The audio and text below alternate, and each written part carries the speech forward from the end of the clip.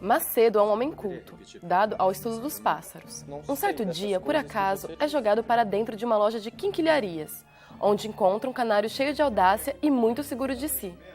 O que teria um canário a ensinar a um homem? É isso que descobriremos no Curto Nesp de hoje, com o curta Ideias do Canário, da diretora Ana Heloísa Pessotto.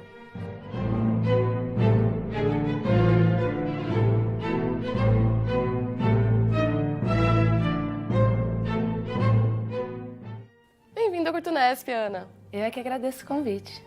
Ana Heloísa, o curta Ideias do Canário, ele é feito a partir de uma adaptação literária do Machado de Assis, do conto do mesmo nome. Como que foi feita a escolha desse conto?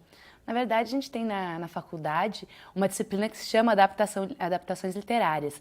E, a partir daí, os professores desenvolveram um interdisciplinar, em que inclui todas as matérias para fazer um projeto. E o roteiro do projeto deveria ser uma adaptação literária.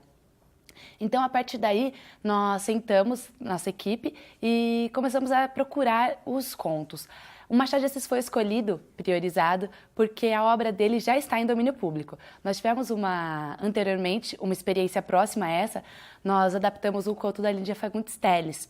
E toda a burocracia que envolveu pedir autorização para essa realização, então tinha que ter assinaturas e os documentos. Então a gente pensou que, ao pegar algo já em domínio público, facilitaria essa hora da burocracia.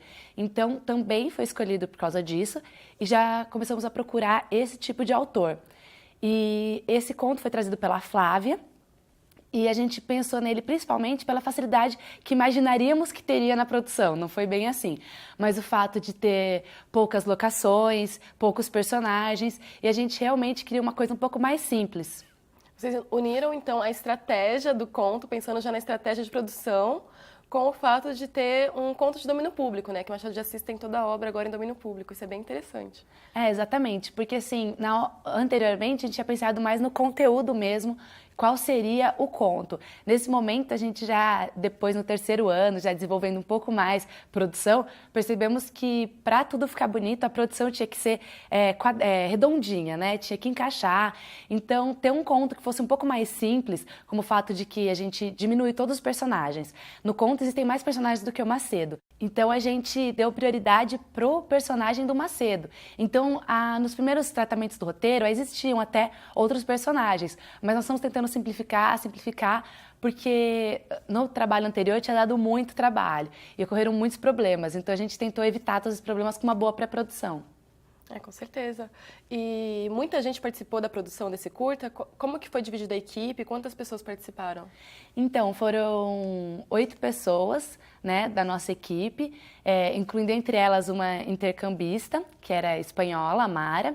Então, a equipe ela foi construída com o pessoal do Rádio TV 2009, que é a nossa sala, que é a turma 20 do curso, e a gente já tinha trabalhado anteriormente e sabíamos que nos dávamos bem. É uma equipe só de meninas, mas que isso não teve problema algum, na verdade foi uma facilidade da gente de conversar, e acho que essa equipe foi essencial, porque eu acho que durante a produção de qualquer coisa que você vai fazer, qualquer projeto, existem muitos problemas. E o diálogo e uma boa comunicação entre as pessoas da equipe é essencial. E por isso foi muito bom a escolha da equipe. Então tinha pessoas que gostavam de roteiro, pessoas que gostavam de fotografia, de direção de arte, de câmera, de áudio, e todo mundo abriu mão. Então acho que foi bacana porque ninguém bateu o pé, eu quero fazer isso, ou coisas do tipo. Acho que foi uma coisa que todo mundo conversou e entrou num consenso. Com certeza. Uma coisa que você falou, que é o diálogo, ele é muito importante em qualquer trabalho. E ainda mais que na produção de um produto de arte, que é um curta-metragem, ele é essencial, que muitas vezes o diretor, o roteirista se vê como um artista, e não ouve a opinião das outras pessoas, o que acaba, às vezes, prejudicando a produção, No nosso, eu tentei levar a direção para um lado mais de organização. Então, assim, sentamos todas juntas, decidimos todas juntas o conto, cada um trazia da sua área, mas era, assim, muito em conversa. muito democrático. Nós votávamos o que gostaria, o que não gostaria, porque eu acho complicado você estar num projeto em que você não gosta do que você está fazendo. Então a ideia era que todos gostassem para dar o melhor de si. Então a ideia da fase do roteiro e da direção era que todos pudessem participar da fase de criação. Então, assim, durante o processo, eu tinha decupagem técnica de quais seriam os planos, quais seriam os enquadramentos. Mas a partir do momento que já tínhamos fechado todos os planos que estavam previstos para o dia, era a hora da direção de fotografia falar, eu acho que daqui vai ficar bonito. A direção de arte falar, olha, mostra esse objeto. E a gente fazia esses takes a mais. Eu acho que isso deu mais fôlego para as pessoas e a gente acabou ficando mais ainda envolto sobre o curta, assim. Isso se reflete também no resultado final do trabalho, né? Quando as pessoas elas trabalham em harmonia, o resultado final ele acaba sendo mais bonito, é refletido isso no trabalho, eu acredito. E falando em harmonia e no trabalho final, uma coisa do Ideias do Canário é a estética, que ela é muito forte, ela é muito peculiar. Como que surgiu essa inspiração estética? Como que vocês construíram a arte do curta-metragem? Então, toda a estética foi desenvolvida em conversa, como a gente falou, com muito diálogo, principalmente da direção, a direção de arte e a fotografia. A direção de arte fez uma pesquisa no mundo das artes plásticas para encontrar referências da paleta de cores. A direção de fotografia também foi uma pesquisa profunda em relação à iluminação. Então, por exemplo, você pode perceber que a iluminação ela é surrealista, ela é baseada nessa estética de filme. Por quê? Porque ela tem esse contraste, que é lugares de sombra e locais de iluminação. Então você pode perceber que ambos os cenários que são feitos em interna, né, as locações internas, que são a casa do Macedo e a loja de quinquilharias, eles são marcados por sombras. Na quinquilharias, pelas sombras das cadeiras, dos objetos em si, e na casa dele é marcado por um ponto de luz, que é a persiana, que foi criada também para dar esse contraste. E você vê que todo o resto do curta, ele entra na conversa dessa estética. Então você pode ver que a vinheta de abertura e de finalização, feitas pela Maiara e pela Flávia, tem tudo a ver com a fotografia realizada pela Patrícia. Então a gente conversou muito e tudo saiu, é claro, com base no roteiro. Roteiro que vinha de quem é o Macedo, aonde vive o Macedo. Então essas cores pálidas vêm desse estilo de vida, da personalidade do Macedo e de onde ele viveria. Então vem tudo daí, então tudo se interliga para criar essa estética, né, como você diria, peculiar. E falando em estética do Ideias do Canário, a gente vai ver um trechinho do making of com a diretora de arte Graziela Casaoka. Vamos conferir?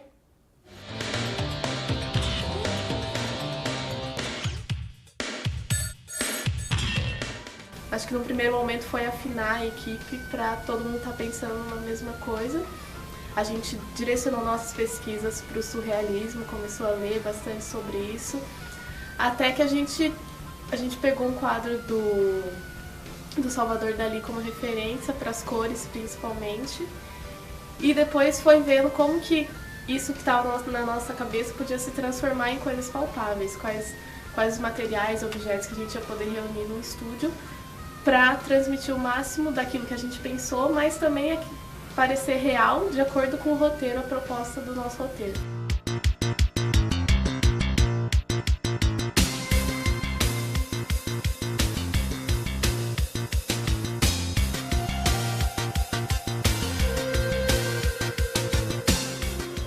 E as expectativas, pelo menos para a direção de arte, é que todo o cenário construído ele pareça real e realmente transmita aquilo que o roteiro propõe nas nossas ideias.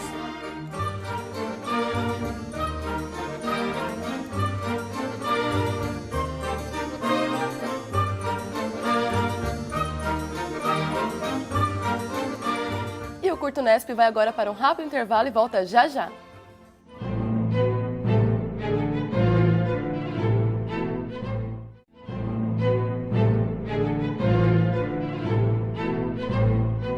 Estamos de volta com o Curto Nesp, hoje com Ideias do Canário. Ana Heloísa, uma coisa bem bacana do curta é que uma das personagens principais é justamente um canário, que é um boneco. Como que foi a criação da personagem e a criação o desenvolvimento desse objeto que é o boneco que interage com o ator o tempo todo? Então, no conto existem mais personagens, mas a gente, como eu já disse, deu esse foco no Macedo e principalmente no Canário. Então, na verdade, o Canário ele é um personagem muito importante. A gente tinha pensado, porque você para pensar, os estudantes que vão fazer um canário e colocar ele dentro de um estúdio. Isso foi algo que dificultou muito para a gente, o que a gente ia fazer. Então, conversamos com professores orientadores do projeto e até pensamos em transformá-lo em humano. Então, fazer ele um malandro, por causa da forma como ele se comporta, ele se porta. Depois pensamos em fazê-lo como um hippie, por causa da liberdade. Mas em pesquisas mais profundas para criar o roteiro, a Michelle chegou para a gente que também é roteirista, né? A Michelle chegou com a gente com uma pesquisa muito importante que era falando de que o canário, ele é a ave mais adaptável do mundo. Então isso já a gente parou tudo e falou, não, tem que ser o canário, porque é exatamente essa a ideia do conto, é o Macedo tentando se adaptar a alguma coisa, é o canário tem algo para ensinar para ele, a gente falou, é muito importante esse signo dentro do curta, porque é tão importante quanto é dentro do conto. Então, você pode perceber que ele é malandro, ele é audaz, ele tem muita autoconfiança, ele se diz dono do mundo, ele diz que o homem é apenas o empregado dele, que põe comida para ele todo dia. Então, assim, ele tem essa preocupação dessa formulação desse personagem, que é essencial. É ele que vai ajudar o Macedo a se transformar, a se conhecer, a aceitar a mudança. Aí, a gente teve a ideia de fazer o canário com objetos recicláveis, né? Porque realmente colocar um canário dentro do estúdio é uma coisa muito difícil. Então, na hora de construir, primeiro ia ser feito pela direção de arte, mas assim que a gente conversou com o ator, com o Bruno, a gente teve a informação de que ele era bonequeiro. Ele tem muito conhecimento. O ator que faz o Macedo. O ator que faz o Macedo, e ele tem essa facilidade com teatro infantil. Ele tinha esse contato com os bonecos e já tinha feito vários bonecos. Então a gente achou legal incumbir ele desse processo e ele aceitou, achou super bacana, fez parte da equipe com a gente. Então a gente entregou os objetos que faziam parte da loja de quinquilharias para ele construir o canário, né? Aquele bonequinho que ficou todo simpático ali, parece pra caramba. Não se parece tanto com o canário, mas como a gente puxou para esse lado fantasioso, você acaba acreditando naquilo. Mas a gente, em momento algum, a partir do momento que a gente criou esse canário falso, a gente cortou todas as linhas com a verossimilhança. A gente decidiu, não, vai ser fantasioso, as pessoas vão ter que acreditar que aquela é a loja de quinquilharias e aquele é um canário. Nós já citamos aqui no curta que o Ideias do Canário é uma adaptação literária. Para entender um pouco mais sobre esse universo, conversamos com o pesquisador Marcelo Bulhões. Vamos conferir?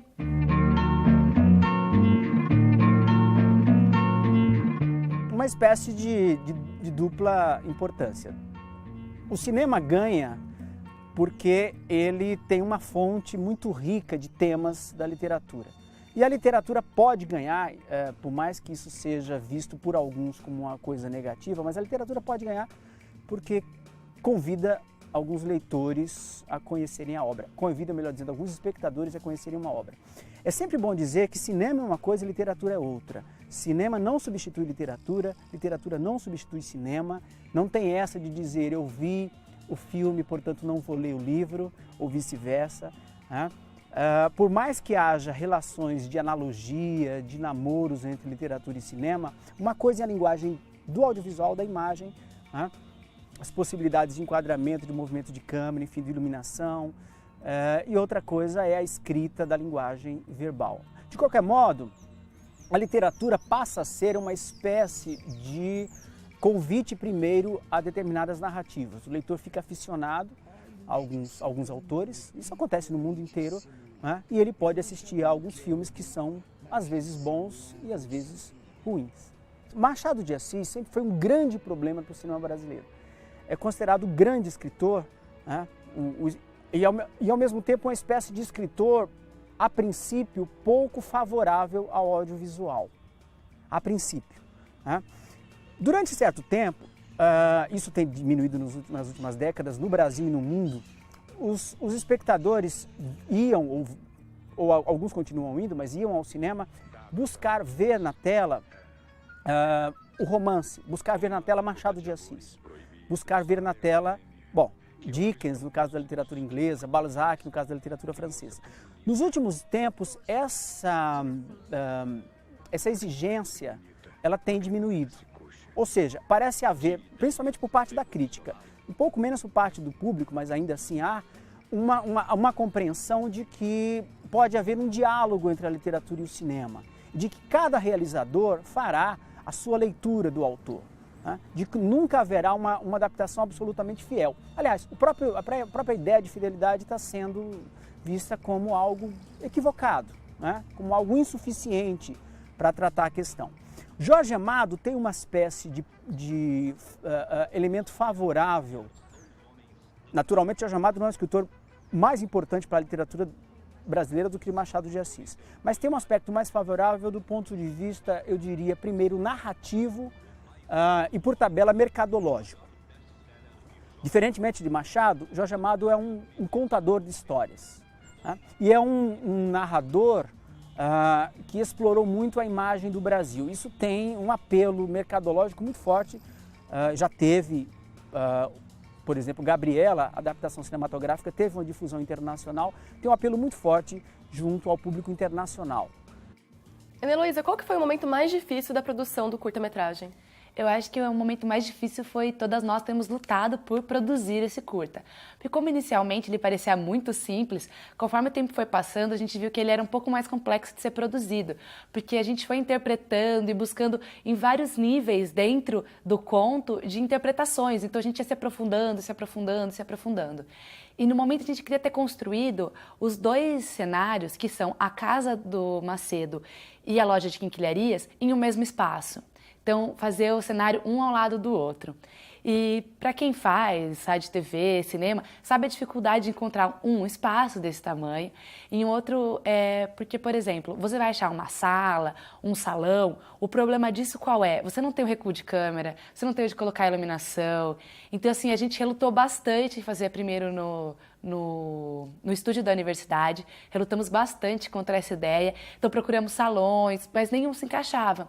Então a gente tinha outro conto também ali meio que engatilhado, que chamava O Bilhete Premiado, que talvez fosse mais simples, mas a gente tinha se apaixonado tanto pelo conto, a gente foi atrás até que a gente fez acontecer mesmo no estúdio da universidade, onde foram montados 2 cenários. E aí nesse momento foi muito complicado, já que só em Meninas nós pintamos 10 tapadeiras, que são pedaços de madeira de 1,10 de largura por 2,20 de altura e trouxe tudo para dentro do estúdio. Então, assim, fisicamente foi uma dificuldade. E também acho que o período, a gente teve apenas uma semana. Em uma semana a gente montou o estúdio, a gente gravou, a gente desmontou o cenário da casa, a gente montou a quinquilharia, gravou e desmontou tudo.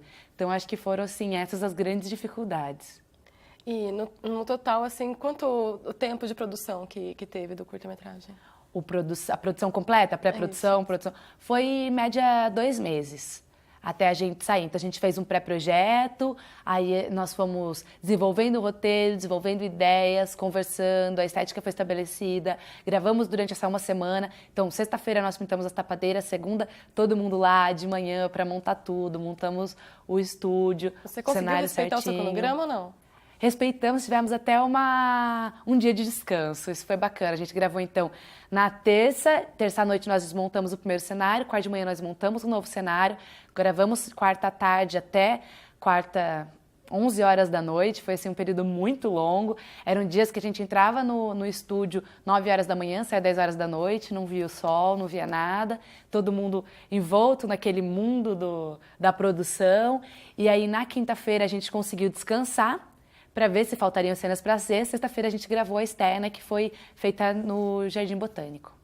É isso aí, para ter um resultado bom, né, tem que ter muito trabalho, muito esforço, nada vem muito fácil, né? E muita organização. Com certeza. E agora o Curta Unesp vai para mais um rápido intervalo e volta já já, não sai daí.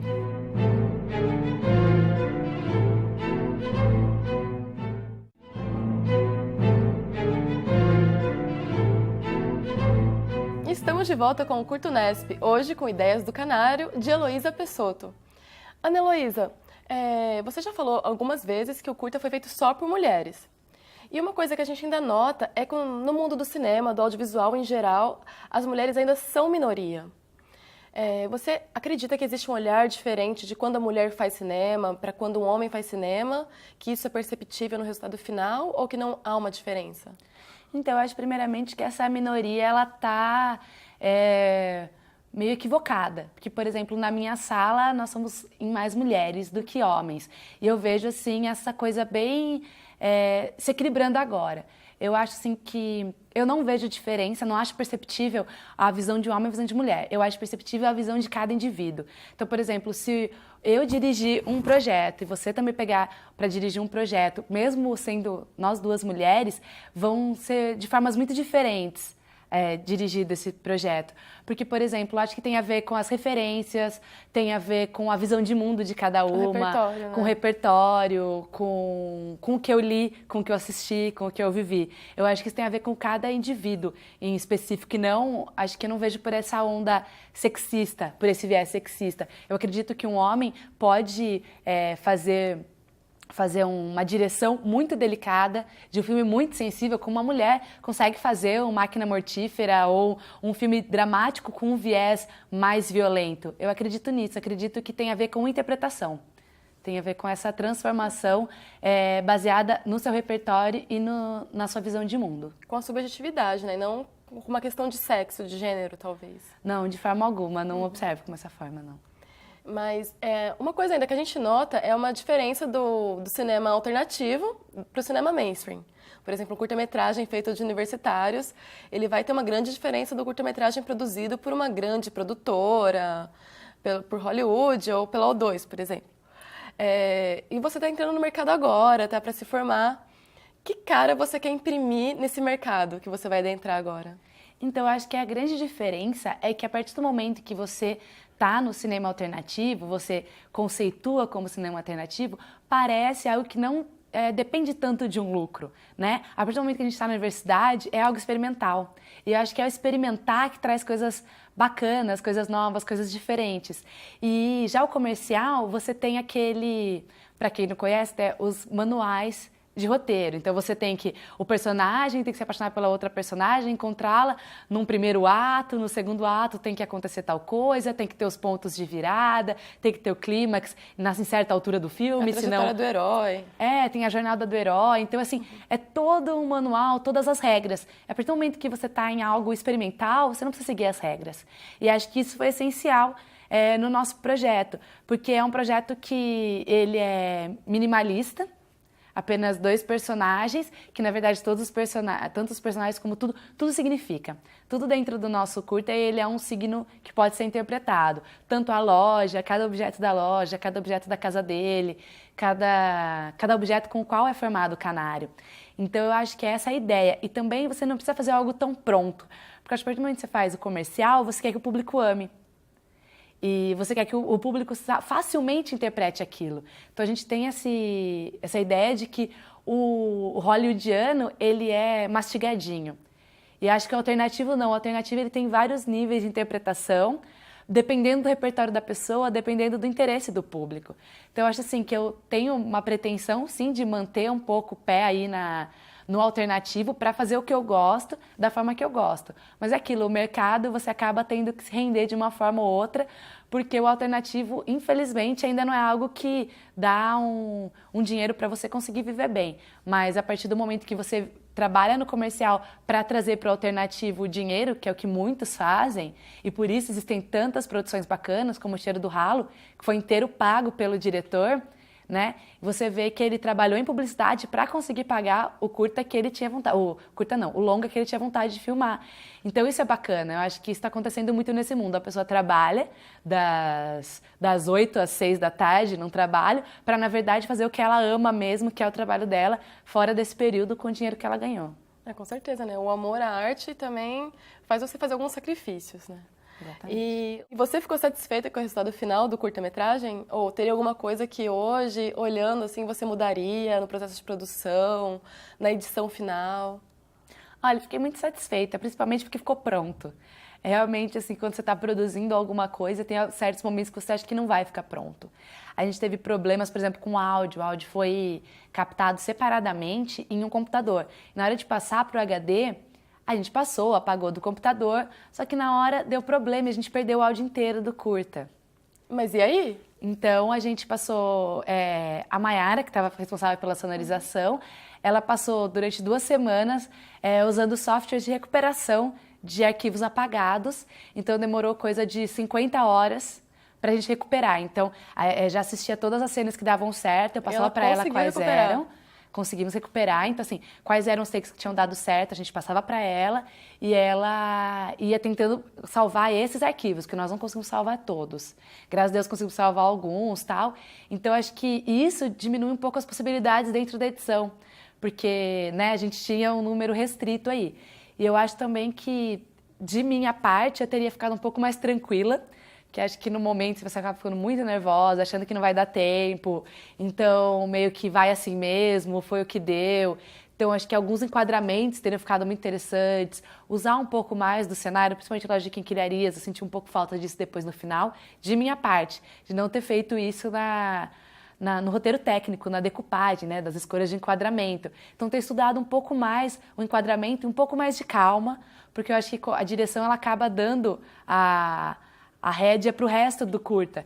E assim, como eu acabei ficando um pouco ansiosa e nervosa, acabou todo mundo ficando nervoso e ansioso, queria que acabasse, a gente estava muito cansado, então eu queria ter tido um pouco mais de calma para conseguir fazer outros enquadramentos, assim. Mas eu acho que de resto, a gente ter terminado o curta, a gente ter conseguido recuperar o áudio e ter tido o resultado final, que foi esse, foi muito bacana. Eu tô satisfeita, bem satisfeita. Que bom. E vocês foram muito guerreiras ainda. A menina aprendeu a ser hacker, descobrindo como recuperar arquivo perdido e tudo mais.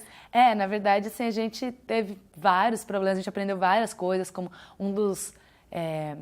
uma das matérias que estavam envolvidas nesse interdisciplinar era videografismo, então as meninas, assim, apesar de nunca ter feito nada naquele software de animação, elas fizeram animação, usaram um fundo que tinha tudo a ver com a estética do curta, então acho assim que todo mundo ali aprendeu um pouco. Elas fizeram também a Flávia e a Mayara fizeram videografismo, elas apagaram a junção das tapadeiras, uma frame por frame. Então, todo mundo acabou aprendendo alguma coisa, todo mundo deu tudo de si, isso que eu acho mais bacana. De todas as meninas, todo mundo foi no sangue, assim, todo mundo fez o melhor que podia fazer. Que bom. E foi a primeira vez que você dirigiu um filme ou você já tinha essa experiência anterior ou não? Então, eu já tinha tido essa experiência dirigindo uma sériezinha bem curta, que chama Estrelando, de 4 episódios, de 3 minutos cada um, que era sobre uma pessoa que morava dentro do cinema. Foi gravado em Marília, no cinema de Marília. E, assim, a facilidade daquele período foi que, como eu tive que atuar, porque no primeiro ano de faculdade, a gente não conseguia ator, ir para Marília, era um custo a mais, então, assim, não tinha muito problema. Era uma equipe reduzida, de 5 pessoas, então, assim, não tinha muito o que dirigir, era todo mundo muito preocupado com tudo. Foi mais também de organização, porque eu não sabia o que estava na câmera, era a Mayara, era a Débora que estavam na câmera, que me falavam como é que estava e eu tinha que acreditar. Então foi uma direção assim, mais ou menos, né? Não foi bem uma direção. Dessa vez foi realmente uma direção, foi de organizar todo mundo, encontrar todo mundo, fazer as ideias baterem. Aí essa experiência foi um pouco mais profunda, assim. Ana Heloísa, eu gostaria de agradecer a sua presença aqui no Curto Unesp. Eu que agradeço o espaço que a TV Unesp está abrindo para as pessoas que produzem, de mostrar o seu trabalho e o público de conhecer. Também queria agradecer as meninas que fizeram comigo esse curta, porque isso é só um resultado de um trabalho em grupo e porque a gente se deu tão bem que saiu uma coisa tão bacana. E o Curto Unesp vai agora para um rápido intervalo e volta já já.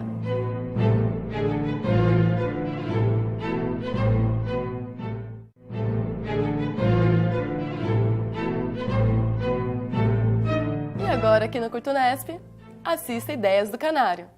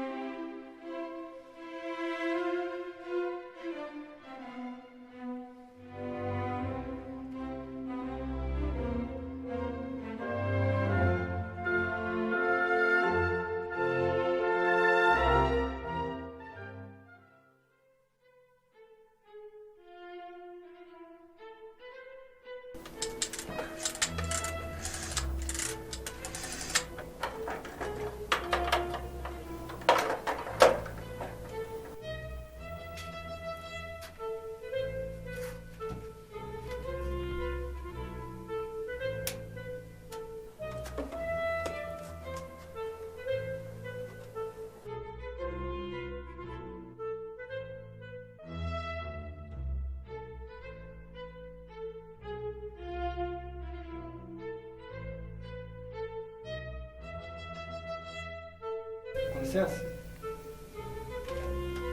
Será que o senhor poderia me atender? Ei! Será que tem alguém aqui para me atender nesse estabelecimento? Oh!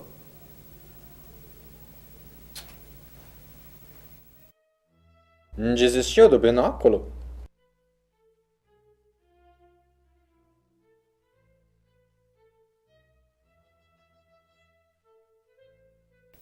Oi? Você vai me ignorar mesmo, né?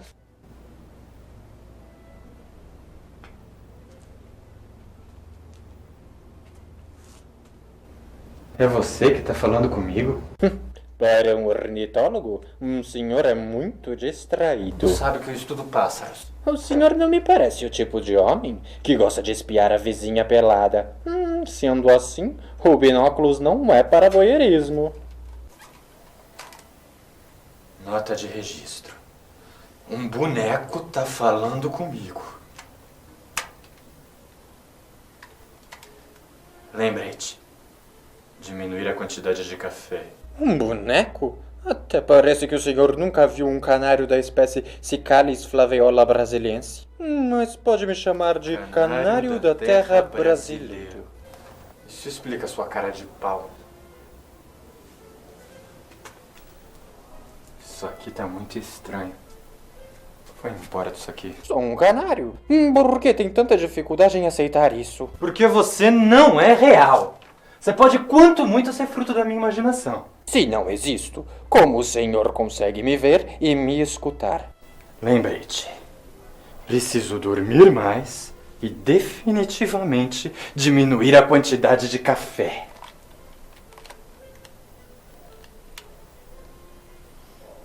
Muito bem. Senhor canário. Se é o que você diz que é, não é um canário? Pois bem, me diga. Como é que um ser vivo consegue ficar dentro de um lugar como esse? Não sente falta do sol, das árvores? Sol? Árvores? Me desculpe, senhor, mas não sei dessas coisas que você diz. Você foi vendido por algumas moedas nessa loja ou sempre pertenceu àquele simpático senhor que está dormindo ali na cadeira? O senhor disse pertencer? Eu não pertenço a ninguém. Aquele homem que está ali é apenas o meu criado. Ele me traz comida e água todo santo dia. Se eu tivesse que pagá-lo pelo serviço, estaria falido. Mas o senhor sabe, não é? O mundo é propriedade dos canários. Muita filosofia para pouco canário, não acha? Sem contar a audácia de se intitular o dono do mundo. Primeiro o senhor disse que sou fruto de sua imaginação. Agora que eu tenho que lhe dar aula sobre o mundo é isso aqui, o que está diante dos seus olhos. Essa loja de quinquilharias. O canário, no caso eu, sou o senhor desta loja. Se você faz parte da espécie que domina o mundo, por que escolheu viver num lugar como esse? Não sente falta do céu? Meu caro homem, o que quer dizer exatamente com céu? Para um pássaro que tem tanta consciência de si, o senhor tem pouquíssima consciência do mundo.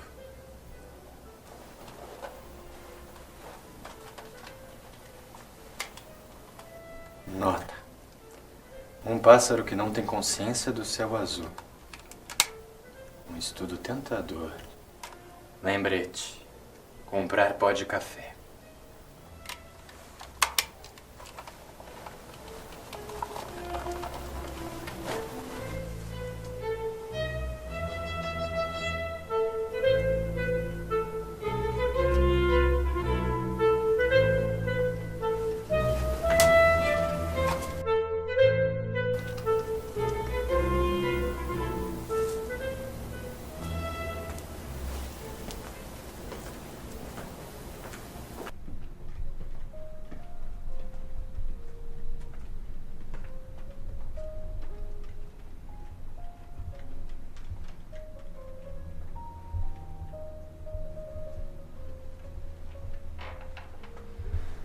Não é muito confortável, mas é o que temos para hoje.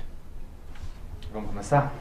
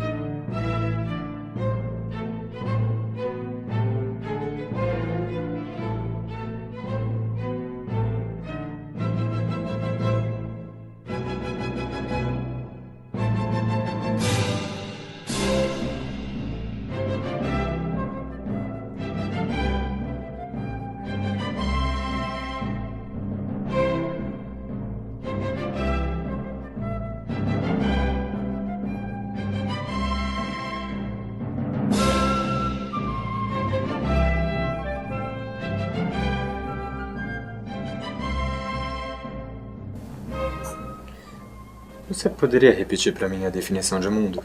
O mundo? O mundo é um quarto pequeno com uma persiana.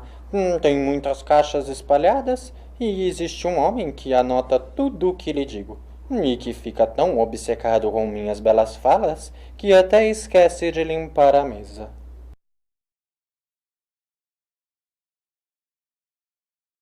Pois não, meu senhor. Amanhã mesmo a mesa será limpa. O patrãozinho deseja mais alguma coisa?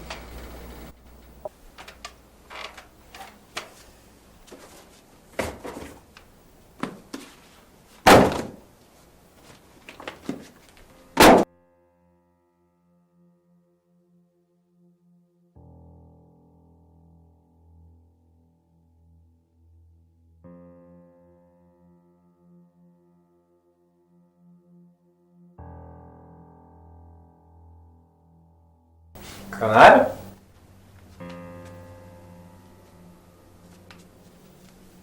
Canário?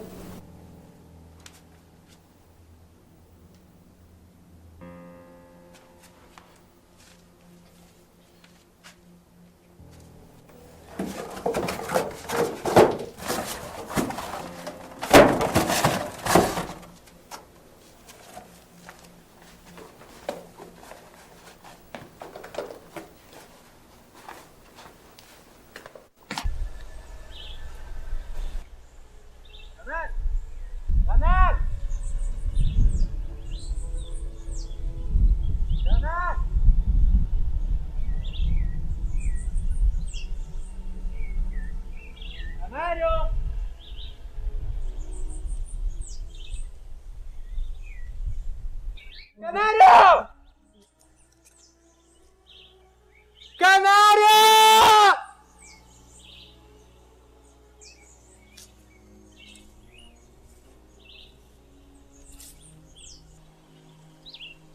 Olá, meu caro Macedo. Por onde andou? Eu é que te pergunto, como é que você some assim sem me dar explicação? A gente tem que voltar para o meu quarto, precisamos continuar a pesquisa. Que pesquisa? Que quarto? Não sei do que está falando. Como não? Ainda ontem estávamos lá, você reclamou da sujeira de minha mesa? Aquele era o nosso mundo, Canário. O mundo é esse espaço infinito e azul, com esse sol por cima. Eu desisto de você. Como assim agora o mundo é esse céu azul com sol por cima? Antes ele era a minha mesa. E quando eu te conheci era a loja de quinquilharias. Loja de quinquilharias? Existe mesmo uma loja de quinquilharias?